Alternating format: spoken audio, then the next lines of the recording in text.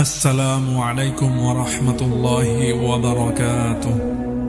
আজকে আমরা শিখব নতুন চাঁদ দেখার দোয়া। হাদিস শরীফে নতুন চাঁদ দেখার বিষয়ে বিশেষ নির্দেশনা রয়েছে।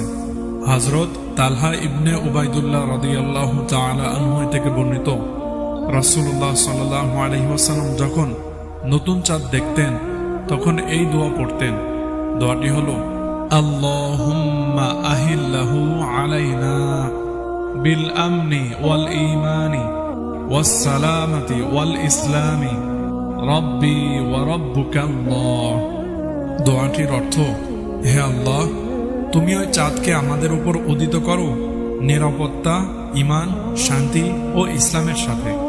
হে চাঁদ, আমার ও তোমার প্রতিপালক আল্লাহ। সুনানে তিরমিজি 1228।